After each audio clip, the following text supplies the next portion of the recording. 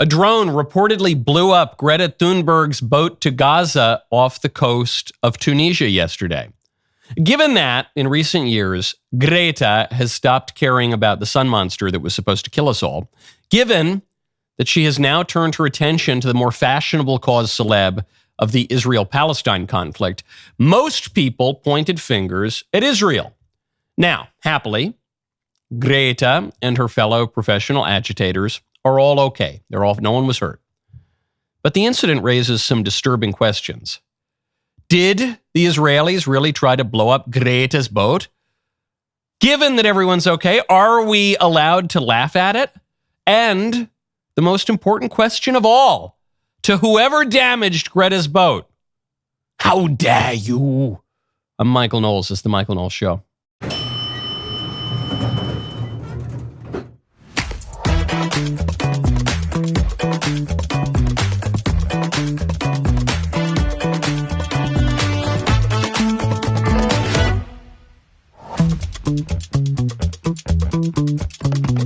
Welcome back to the show. How dare you? You have stolen my boat. Okay, I'm getting a little bit of whiplash, guys, because I was making jokes about the Greta thing yesterday, and I was called, in the morning, I was being called a Nazi and an anti-Semite because I sat down and did a podcast with Tucker. I went on Tucker's show. And then later on in the day, I was being called a Shabbos Goy Mossad agent because I was laughing about the Greta boat thing. And I think actually when you're called a Nazi IDF agent when you're called those things at the same day, it means you have a truly precise and independent opinion. And so we'll get to that. We'll get to what that all means. We'll also get to Dearborn Heights, Michigan, putting Arabic on their police patch. We have our first Arabic police patch in America. Maybe. First, I want to tell you about lean. Go to takelean.com, enter code Michael. By the time the average person reaches 60, that person has likely cycled through numerous fad diets, the juice cleanses, the cabbage soup diet, the raw food regimens, collectively losing and regaining several 100 pounds over the years. You've probably done it without knowing it. There's a name for it: weight cycling. You lose 10 pounds, you feel great, then you watch the pounds creep back on, plus a few extra. Half of Americans are stuck in this frustrating cycle, and doctors are now seeing it's not just disappointing, it's actually dangerous. All that yo-yo dieting increases your risk of diabetes, liver problems, and heart issues. Truth is, most of us need more than willpower to break free from this pattern. That is where lean comes in. Unlike those expensive GLP-1 injections, lean is a non-prescription supplement created by doctors specifically for this problem. The science behind it is solid. Lean tackles weight loss 3 ways that actually help you keep it off. Keeps your blood sugar steady, no more energy crashes that send you to the snack cabinet, controls cravings and that constant hungry feeling, and it helps your body convert fat into energy instead of storing it. When your body gets better at burning fat for fuel, that is when you will see lasting results instead of temporary losses. Multiple producers and employees at the DailyWire have tried lean. They've been so impressed with how effective lean has been in such a short period of time. If you want to lose meaningful weight at a healthy pace and keep it off, add lean to your diet and exercise lifestyle. 20% off when you enter Michael at takelean.com. That is Michael, M-I-C-H-A-E-L, at takelean, Lean.com. Before we get to any of it, before we start talking about a Swedish liberal Zoomer, I want to talk to an American conservative Zoomer. That would be the Daily Wire's very own Isabel Brown. Isabel, welcome to the network, and thank you for coming on the show. Thanks for having me back, Michael. It's a great day to be here. This is very exciting. So your show is launching. Everyone should go check it out, the Isabel Brown Show. It's a good week. There's a lot in the news about Gen Z and what Gen Z believes. We're going to be talking about that a little bit later in the show. But just off the top of my head, I really like the Zoomers. They're cool. I think every generation has characteristics.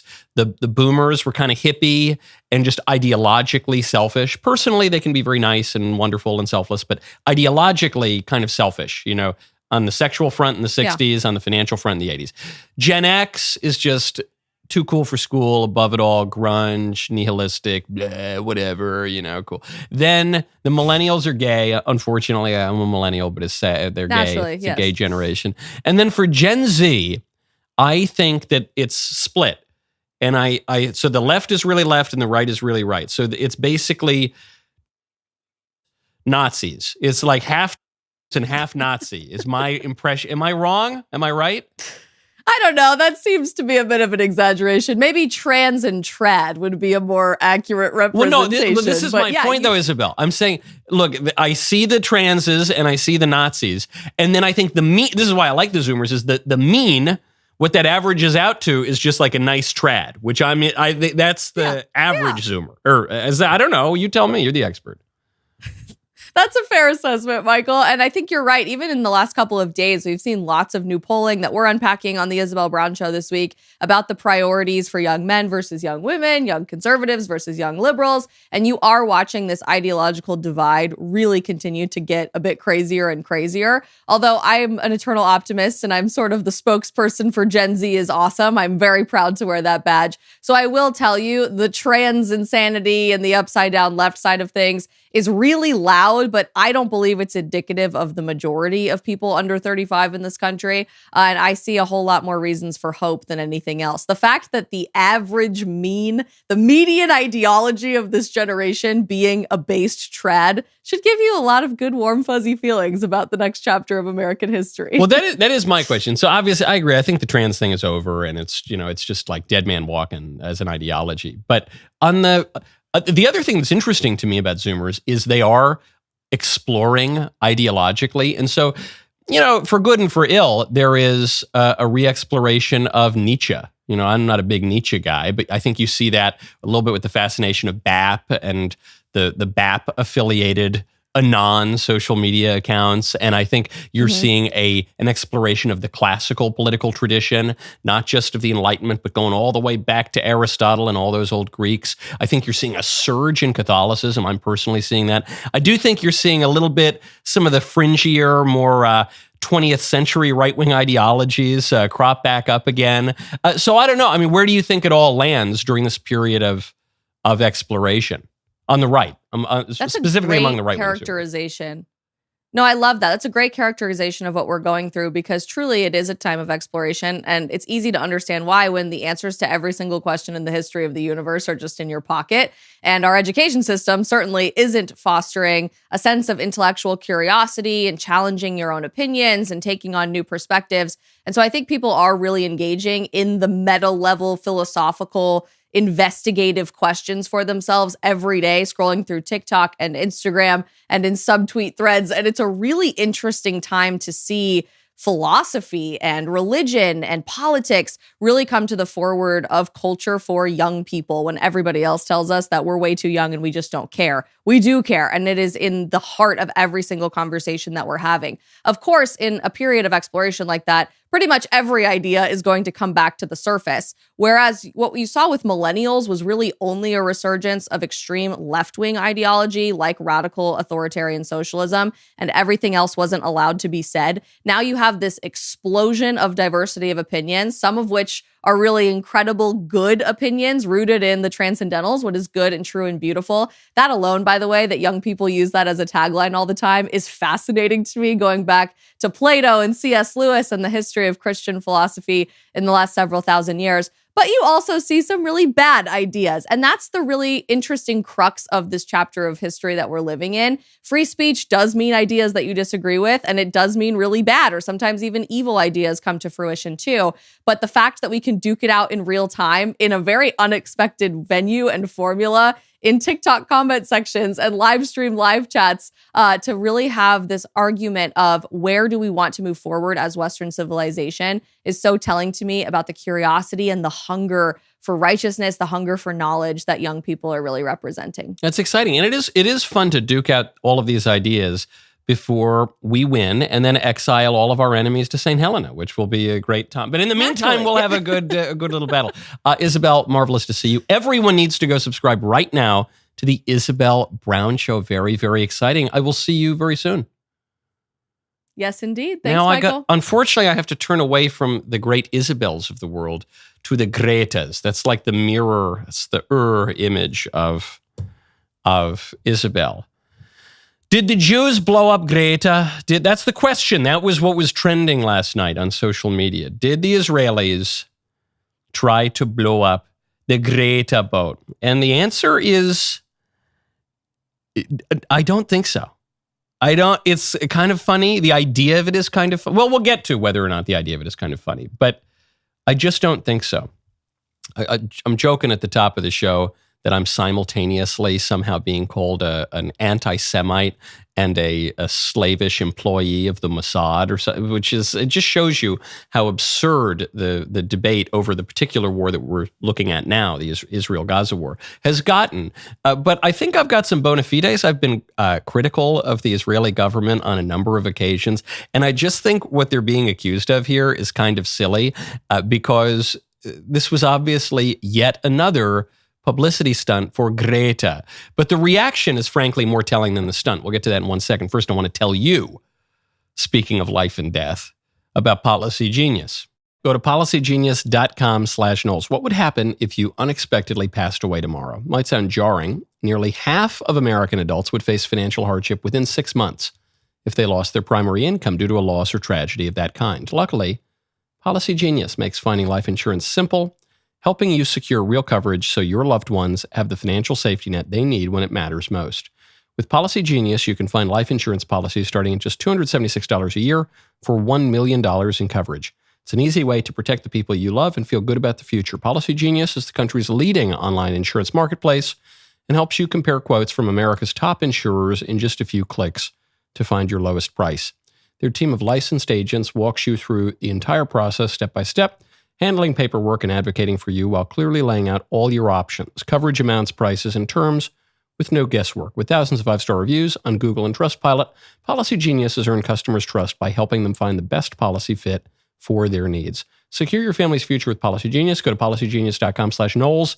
Compare free life insurance quotes from top companies and see how much you can save. policygenius.com/Knowles. When the story was going around that Greta's boat was exploded by an Israeli drone, allegedly, I looked it up and I said, okay, Greta's fine. That's good. It would have been sad if Greta had been injured. And all of Greta's fellow professional agitators, they're fine. No one was injured. It's totally fine. And the boat got blown up, not in Gaza, not near the state of Israel, but in Tunisia, like way, way, way far away from the state of Israel. And it just looked a little sus. So I tweeted out, when I saw everyone was okay, I tweeted out, I said, hey, stay in school, kids. You know, one day you're a truant. One day you're skipping 10th grade math class. The next day, the IDF is targeting you in the Middle East, blowing up your boat. Don't, kids, skipping school, not even once. You gotta keep track of your studies. The organizers of Greta's flotilla, the Global Sumud Flotilla, say that they were flying a Portuguese flag and that it was in the port of Sidi Bou Said in Tunisia. And everyone was safe. It's no problem, but they said they got blown up with a drone. A spokesman for Tunisia's National Guard told the French press that no drone had been detected. So who are you going to believe, Greta or the Tunisians? The Tunisians say that we're not saying that a drone didn't hit Greta's boat. We're just saying there were no drones even in the area. So that claim seems to be kind of silly. Then Tunisia's National Guard spokesman went further and said, actually, after looking into this a little bit, it doesn't look like it was the Jews dropping bombs on poor St. Greta of the Blessed Sailboat.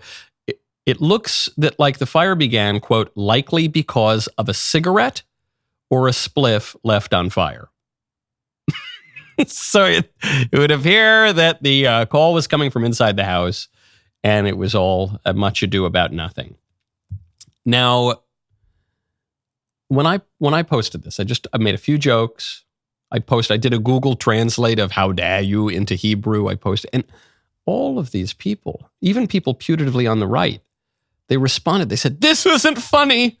This isn't funny." There are some people, they call themselves right-wing. They say that they're conservatives, and yet they support left-wing politicians. They vote for Kamala. They support Gavin Newsom. They cry over Greta lying about being blown up by the Jews. The whole thing, it's very, very strange. But the question that I have to ask myself is, why can't I laugh at this? Why can I not? Because some people say, well, Greta is trying to bring aid to people suffering a humanitarian crisis in Gaza. First of all, I've been pretty outspoken about the principles of just war and how that war should resolve. And I'm critical of the Israeli government and obviously critical of Hamas. And Greta ain't bringing no aid to Palestine. Are you people stupid? Are you kidding me? What are you talking about? This girl only ever exists to pull off a very particular type of publicity stunt. Namely, a publicity stunt involving boats. That's all she's ever done since she was a teenager. Now, I don't know, she's like 45 or something. But that's all she ever does. She just gets publicity for herself by screaming and moralizing. And it used to be because she said that the sun monster was going to kill us all. It used to be that she said that global warming was going to kill us all for, imminently. And then that racket ran out. No one cares about global warming anymore, including Greta Thunberg. So now she's moved on to the cause celeb, the most exciting cause du jour, which is the Israeli-Palestine conflict. And because the left uniformly supports the Palestinian side in that conflict, Greta puts on the keffiyeh, but her shtick is kind of one note, so she gets in another boat and she gets more publicity. She's not actually bringing any aid to the Palestinians. What are you talking about? She's showboating, literally, and she's trying to bring attention to herself. And it's kind of funny that the boat caught fire, especially because no one was hurt.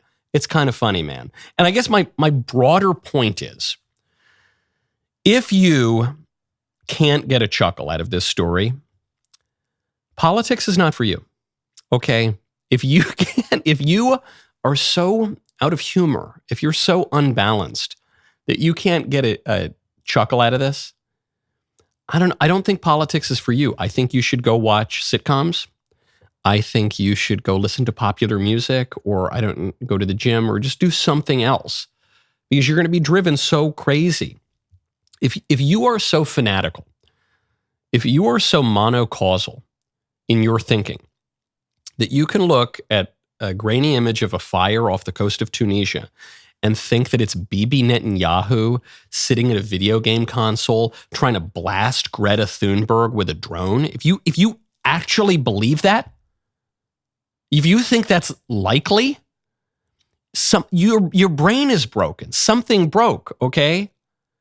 And this is why, I'm joking about it, but I think it actually is important, is the fact that all day one could be called a Nazi and then simultaneously a Mossad agent, and one can be accused of this extreme or that extreme. It shows you that people are not being sophisticated in their thinking. They're not being rational in their thinking about geopolitics, okay? And I've said from the beginning on the Israel-Palestine conflict, I have the least popular opinion of all. Namely, I think it's complicated. I don't think that there is going to be some permanent solution this side of the second coming. And I think that what needs to be done is prioritize American interests as well as the cause of justice, to wrap up the war and establish whatever modicum of peace we can have in the meantime, while protecting the legitimate rights of people in the region, and most particularly protecting the rights of Christians and Christian pilgrims to the Holy Land. That's my opinion. That will satisfy precisely no one, but it happens to be correct, okay? If you can't handle that, if you can't handle a little bit of nuance and occasionally even a little bit of levity in geopolitics, I think this probably isn't for you. And it makes me think of Trump, because one of the few other guys I've noticed who consistently arrives at ideologically unsatisfying yet practically very effective solutions in politics is Trump. Because he's not an ideologue. He's not some weirdo wonk. He's not some fanatic who's monocausal about everything. He's just a guy who kind of makes things work, and he's generally dispassionate. And I think that's what's called for at the moment. I think we are way, way too ideological on the left, especially, but even a little bit on the right. And we need a little practicality. The winning coalition was brought together by bringing in people who are kind of practical and normal and who aren't political weirdo nerds all the time.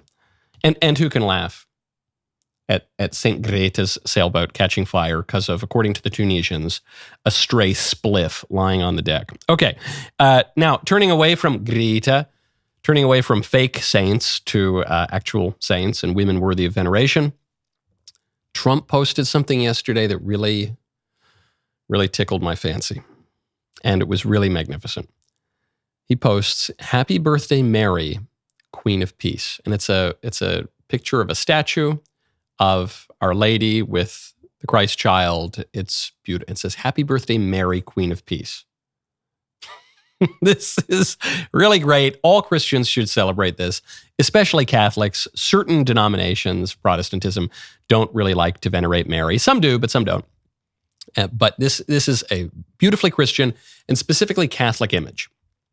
It's a reminder.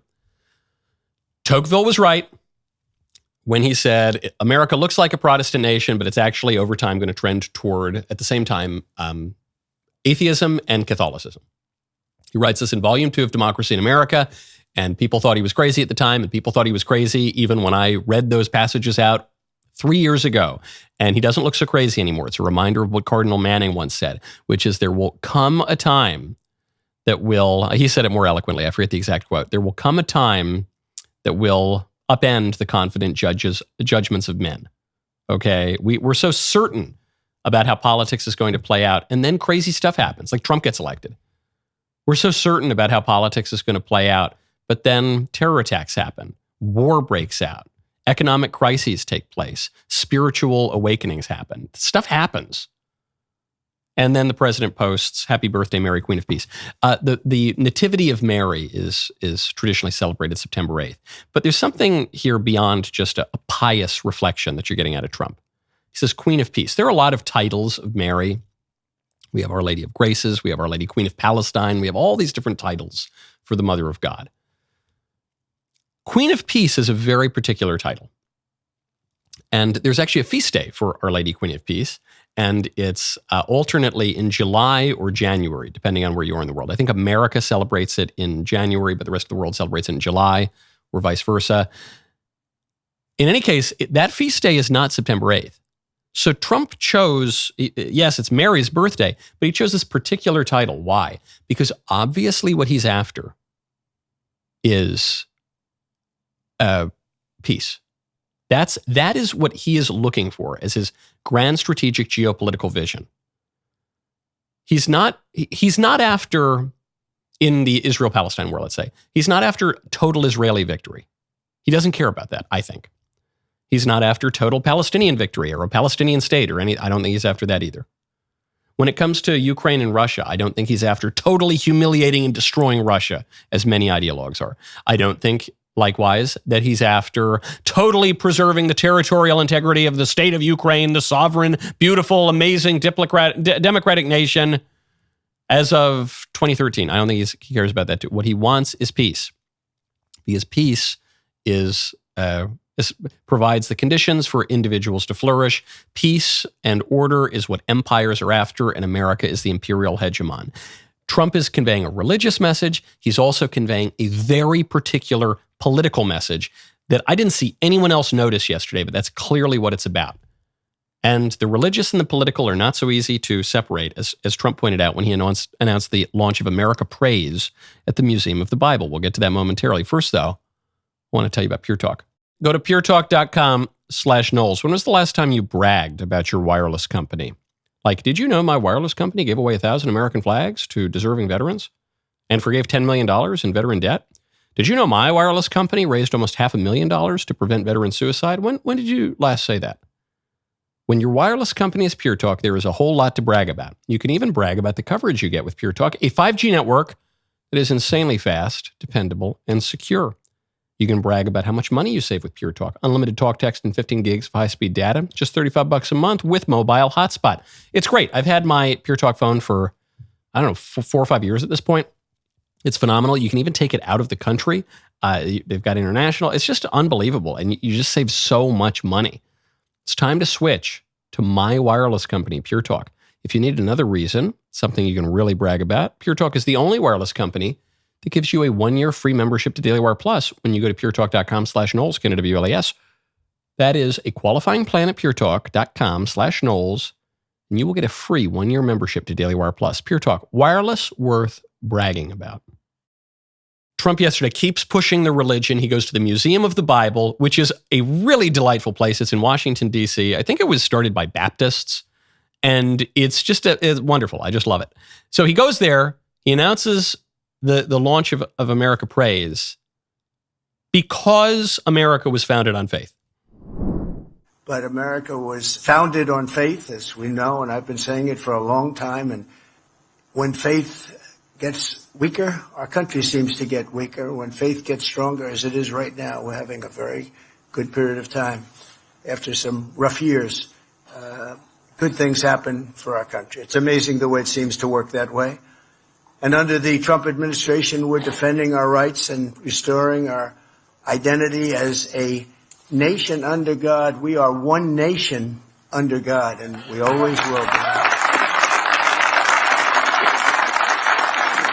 99.9% of people are going to hear that. They're going to say, oh, yeah, typical American politicians speak. You know, some nice words about God and Christianity and what I've heard this a million times.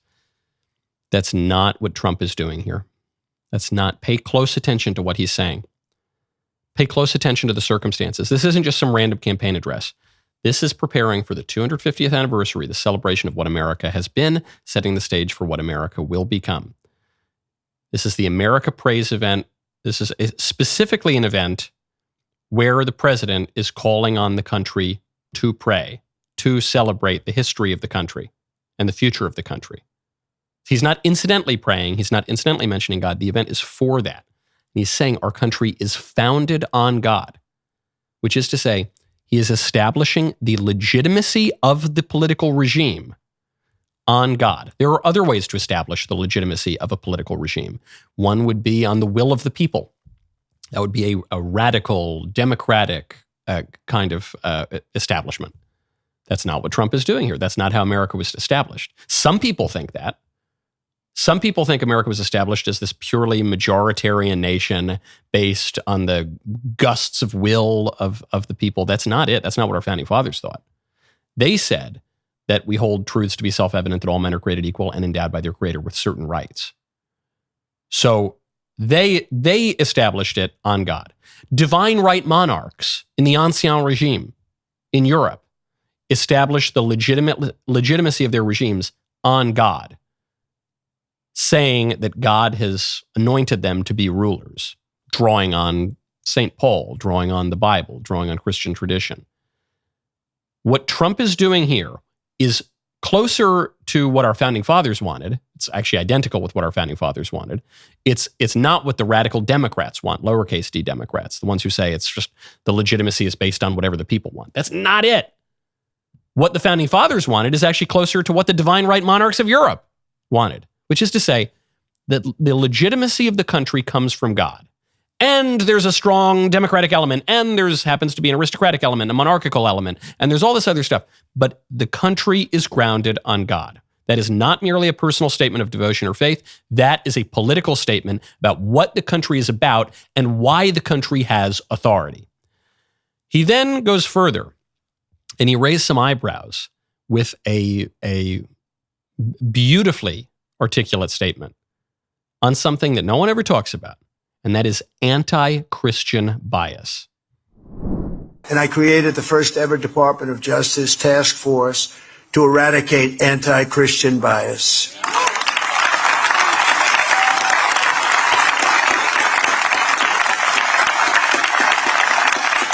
And for those people that are a little bit naive or not well-read, there is a tremendous anti-Christian bias. We don't hear about it. We don't think about it. You hear about anti-Semitic, but you don't hear about anti-Christian. Now, you have a strong anti-Christian bias, but we're ending that rapidly, I will tell you. It's a whole... We're in a much different world today than we were 1 year ago. This is like a different world. Yeah, we are. We are in a much different world today. As that statement it conveys, there is serious anti-Christian bias. When Joe Biden was vice president under Barack Obama, the administration sued nuns, sued religious sisters because they wouldn't kill babies, okay? When Joe Biden was president, he arrested pro-lifers, overwhelmingly Catholic, and a bunch of Protestants. I think there was like one atheist too, but it was basically Christians. Just threw them in prison. Also for protesting infanticide. Deep anti-Christian bias. The decades-long campaign to get Christianity out of the public square around Christmas time, to get the Bible out of classrooms. Unfortunately, that succeeded in the middle of the 20th century. To get prayer out of classrooms. Deep anti-Christian bias. And he says, look, you hear about anti-Semitism. You don't hear a lot about anti-Christian bias. So is Trump taking a jab at the Jews here? He's not. There's a town named after the guy in Israel. I'm sure that Trump thinks, as I think, as Pope Pius XI thought, as Pope Pius XII thought, that anti-Semitism is real. Not every criticism of Judaism, not every criticism of the state of Israel. That's one of these terms that's bandied about that's lost a lot of meaning. But there is such a thing as an actual hatred of Jews as Jews, and that is wrong. It's condemned by multiple pontiffs, by saints. It's it's very, very bad, and that needs to be extirpated from society, sure. But anti-Christian bias is far more pervasive, and it cuts far closer to the heart of American identity. So it's not that he's saying, forget about anti-Semitism. We should only focus. He's saying, no, anti-Semitism is bad. We should, you don't. What is a true, coherent meaning, limited meaning of the term anti-Semitism? Yeah, we got to take that on. But as we take that on, if we're going to take that on, surely we must also take on anti-Christian bias, which is far more pervasive, concerns far more Americans, cuts far closer to the heart of what this country is. And that's shocking. That's shocking to people. Well, what are you talking about? Anti-Christianity? Yeah. That is an urgent national problem that has to be addressed. It's a Christian country. And as Trump said previously, the country does not make sense without it. You can read the writings of John Jay. You can read the writings of the founding fathers and the framers who say, thank God that we descend from a common stock with common experience and a common religion. John Adams saying that the principles of Christianity are the principles on which independence was won. So it's not just the Adams quote that says the Constitution's built for only immoral and religious people, that it's unfit to the governance of any other. It's all of them through and through. So Trump says if you lose that, if you not only allow Christianity to fade away in America, but if you actually have a concerted political effort to destroy Christianity, as we have had for many decades, you are not only injuring the faith of people, you are not only committing sins and crimes against people's dignity and rights, you're actually destroying the American regime. And we're not going to let that happen. It's a very different world today, Trump says. I love that. And he brings a 12-year-old kid up on stage who himself was persecuted because of his religion. Hi, I'm Shane Cias. I've been a Christian my whole life, and Jesus means everything to me.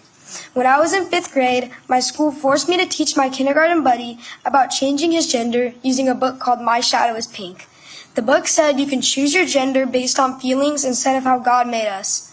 I knew this was not right, but I was afraid of getting in trouble.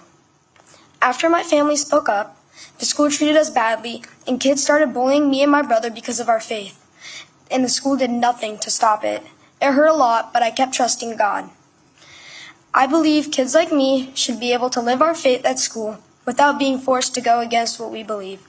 I hope no other family has to go through what mine did. Thank you.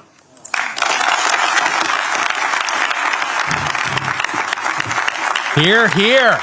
Hear, hear, man. This is great, great stuff. Wow, man, right out of central casting, this kid. Great job. That was delivered well, wasn't it? That was delivered well. That kid's got a good career ahead of him. And his point is so apt. He says, look, I'm in school, and not only do they take the Bible out of school and prayer out of school, but they make me submit to their false religion, their false Gnostic religion of transgenderism or whatever. And it's crazy that I've been persecuted for this. It's crazy that they got away with that I was the one being punished. I hope no one else has to go through that. What do the devil, grace, and the law all have in common? This occurred to me as I'm hearing this kid speak. What do the devil, God's grace, and the law all have in common? They all operate on incentives. That's it. When the devil wants to take you, when the devil wants to mess up your life, what does he do? He tempts you. He just tempts you. You still have free will. You can consent to some mortal sin, but he tempts you, and he puts up all the temptations, and he just creates all these incentives to get you to do what he wants. What is grace? Does God's grace undermine your free will? Some people think it does. I don't think it does. That's not the traditional Christian understanding. No. God's grace is kind of like a temptation. It's a mercy. It's a life raft. But it's kind of like a temptation in the other direction. A temptation to sanctity, a temptation to be with God, a temptation to do the good, a temptation to resist the temptations of the devil. And then, my friends, what is the law? The law, what the liberals, the classical liberals and the left liberals and the libertarians, what they'll say is the law is just a kind of ordinance to protect certain fundamental rights that are very circumscribed and limited, and the government has no right to pass a lot of them. And the law is just an incentive. I think we saw that in that stabbing on the train in Charlotte the other day. I think we see that around a lot of our cities. I think we see that at the border now that Trump has been elected. The law just creates incentives. If you want to get less crime, if you want fewer stabbings, then you pass tough laws against criminals. And guess what? Fewer people are going to stab people. If you pass tough prison sentences, if you pass the death penalty for neck stabbers then you know what? You're going to get fewer stabbings. And likewise, if you go softer, if you decriminalize bad behavior, if the DAs don't prosecute bad behavior, you're going to get more of it. It just operates on incentives. If you have a president who says, come across the border, fentanyl dealers and face-tattooed human smugglers, come on, we're not going to prosecute you, you're going to get more of it. If President Trump comes in and he says, we're going to ship you to El Salvador and Bukele is going to personally torture you until you die, guess what? You're going to get less of it. You're going to have illegal immigration drop to zero. It's all about incentives. And there was something I was talking about, Isabel, at the top of the show. Something that I really like about the Zoomers is they're not content with the lame, clinical, sterile, ideological liberalism of the last few decades that just talks about procedures all the time. They're talking about substantive goods. What's good? What's bad? What's a flourishing life? What do we want? What's the substance? And that's what we need to think about now. The law will always create incentives and disincentives. The law will always be pursuing some perceived good and avoiding some perceived evil. You can't escape those substantive questions. So the question is, well, what is good? What is evil? What do we want more of? What do we want less of? That's it. And the squishes who say, well, who's to say what's good? Who's to say what's evil? Either you or your enemies. That's who. Well, I don't know. I mean, my conception of good is different than his conception of good. Yeah, right. So either you're going to pick it or he's going to pick it. People are generally reasonable. Maybe you can persuade them using reason. We're not. If we can't persuade people of this stuff, we can't have self-government. It's the whole premise of self-government. What are you going to do? What are you going to do? We need good incentives, folks. Okay, so what do people care about? We have a poll out from NBC, really, really revealing about the state of the culture. Everyone is blackpilling on it. Everyone says this is bad news. I think it's actually good news. Whatever plans you have tomorrow night, you got to cancel them. Because you need to be here with all of us to celebrate a decade of the Daily Wire with the live premiere episode of our new show, Friendly Fire, 7 p.m. Eastern. We're not gathering to tell stories about the past. This is not nostalgia hour. It's like nostalgia 5 minutes. Instead, we are giving you a look at what's coming next. New series, new projects, huge announcements, surprises we've been holding back until now. This is the start of our next decade, and you do not want to miss a single moment. It's the live debut episode of Friendly Fire. All of us will be together to do what friends do. Punch each other in the face. And I don't know, maybe have a Mayflower cigar or two. Watch live tomorrow night, 7 p.m. Eastern at dailywire.com and on the Daily Wire Plus app. My favorite comment yesterday is from Sub Lloyd, who says, the scariest part of the Charlotte stabbing is that if this were a Netflix doc, the script would focus more on rehabilitating the poor killer than honoring Irina. That's not true. If this were a Netflix doc, Irina, the victim, would be black, would be a black woman, a black trans woman, and the stabber would be a white man. That's what would happen if it were a Netflix doc. I mean, I'm not even really making a joke. That's how it would work. That's the kind of story that would be focused on. But young white woman stabbed by black career criminal, that, obviously that's not focused on. So then everyone says, well, imagine if the roles were reversed. I don't even say that anymore.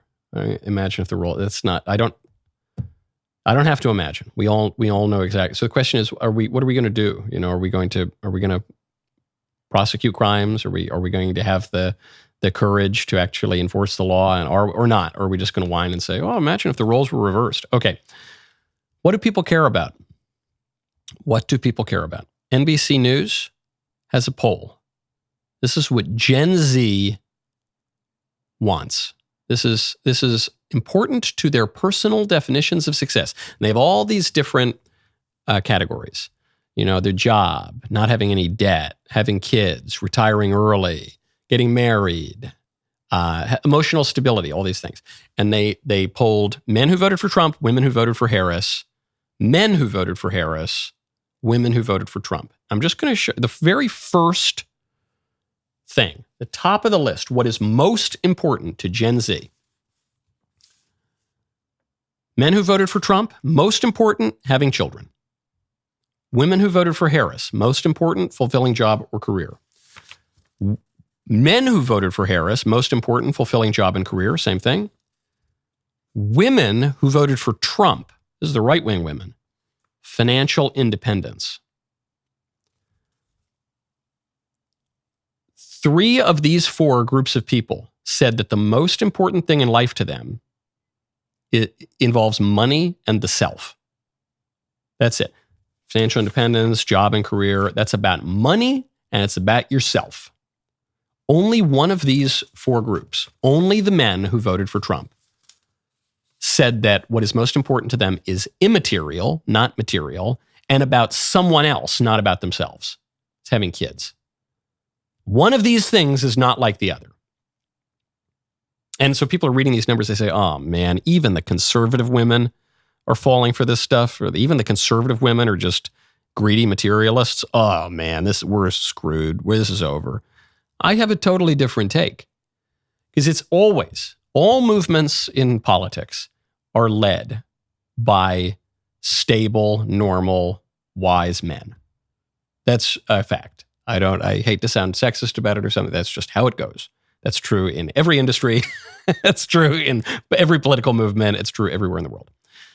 So it's the men who lead. And it cuts both ways. That means that a lot of the degradation that we've seen these past 5 or 6 decades have been led by men. That's true. Some of the corruption, even some of the sexual selfishness and all the rest, that has been led by men. Men tend to lead. Even in their dereliction of duty, men are kind of leading. So men are going to lead you out too. And the fact that the smart, stable, sane, normal men are now saying the most important thing to me is having children means that as we look toward the future, these are the guys who are going to lead. These are the guys who are leading the country right now, as a matter of fact. They're the ones saying, no, it's not just about material stuff. It's about immaterial stuff. It's not just about me. It's about other people. It's not just about the present. It's not just about my bank account right now. It's about the future, because having children is about a legacy. It's about looking into the future. It's about posterity. It's also about the past. When you're looking into the future, you cannot help but also look back to the past. If you're caring about your kids, you're caring about your grandpa too. You're caring about a family line. I think it is no surprise that at this moment, for the first time in my life, when people talk about American history and what we stand for and who we are, what we believe, we're not just cutting ourselves off in the 1960s or the 1860s or the 1776, but we're going back much further. You're seeing people start to talk about the great legacies of Europe, the cathedrals, the great thinkers, Aristotle, Thomas Aquinas, all this stuff that you're reading from the highest levels of the government, from the State Department, all the way down into popular commentary. When I was a kid, sometimes you heard America posited as an antithesis to Europe, We're the new world. Forget about that stupid old world. That's not conservative. There's nothing conservative about that view at all. We're part of a civilization. We're part of a legacy. That's what the guys are starting to get. I think this is a good sign. There's a lot of, you look at the women. Oh, man, they're not going to make it. The women who voted for Harris, the top things on their list: fulfilling job career, having money to do the things you want, emotional stability, good luck. That was in short supply among that crew. Using talents as resources to help others, financial independence, having no debt, owning a home. It's like all money. It's all about them just having money. Finally, way down toward the bottom, making family and community proud. And then after that, being spiritually grounded. Not good. So they're not having a good time. But the men who voted for Trump, they're looking all right. Now, a related poll. I really want to get to it today. Gallup is reporting that capitalism is at its lowest level of popularity in 15 years. And this is probably not a good sign. Though again, I have like the least popular opinion on capitalism, which is two cheers for capitalism, which is I love capitalism. I like efficient markets and all that, but I don't worship the market. There are some people who make an idol out of the market. They seem to think that we're a political community that exists to serve a market rather than the other way around. Markets and the economy exist to serve us and to serve our political flourishing. It's not all about money. If you're a pure ideological capitalist, you literally worship mammon. Okay, and that's not good. Wise men have warned against that.